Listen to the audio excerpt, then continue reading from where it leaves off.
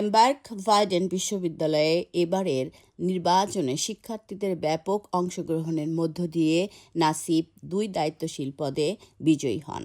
নির্বাচিত প্রতিনিধিদের মধ্যে তিনি একমাত্র বাংলাদেশি শিক্ষার্থী। ফলে জার্মানির উচ্চশিক্ষা প্রতিষ্ঠানে বাংলাদেশিদের প্রতিনিধিত্বের ক্ষেত্রে এটি উল্লেখযোগ্য মাইলফলক হিসেবে বিবেচিত হচ্ছে। ইন্ডাস্ট্রিয়াল ইঞ্জিনিয়ারিং অ্যান্ড হেলথ বিভাগের ফ্যাকাল্টি কাউন্সিলের সদস্য হিসেবে নাসিব একাডেমিক নীতিমালা প্রণয়ন, পাঠ্যক্রম উন্নয়ন এবং শিক্ষার্থীদের স্বার্থ সংশ্লিষ্ট বিভিন্ন বিষয়ে মতামত ও সিদ্ধান্ত গ্রহণ প্রক্রিয়ায় অংশ নেবেন।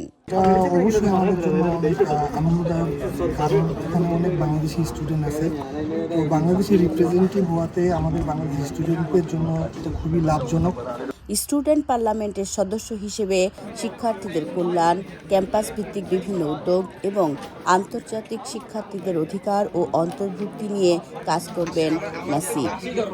আসলে আমার এই নির্বাচনে অনেকেই সহযোগিতা করেছেন এন্ড এজন্য আমি ইলেক্টেড হতে পেরেছি। এখন আমার এটাই চাওয়া থাকবে যারা বাংলাদেশ থেকে আসেন সবাই বিভিন্ন অ্যাক্টিভিটিতে এরকম অংশগ্রহণ করবেন। এই সাফল্য জার্মানিতে বাংলাদেশি শিক্ষার্থীদের অংশগ্রহণ, নেতৃত্বের সক্ষমতা এবং আন্তর্জাতিক পরিমণ্ডলে ইতিবাচক অবস্থানকে আরও সুদৃঢ় করছে বলে মনে করছেন সংশ্লিষ্টরা। আমরা যেহেতু একজন কাউন্সিলর পেয়েছি, ফ্যাকাল্টি কাউন্সিলর, তো আমাদেরও আশা থাকবে ওনার প্রতি যে বাংলাদেশি যে স্টুডেন্ট আছে উনি সদয় হবেন, ওনাদের সবগুলো বিষয় দেখভাল করবেন ইনশাল্লাহ।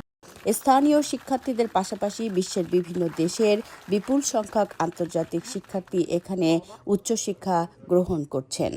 Fatema Rahman Ruma, German Bangla channel, Germany.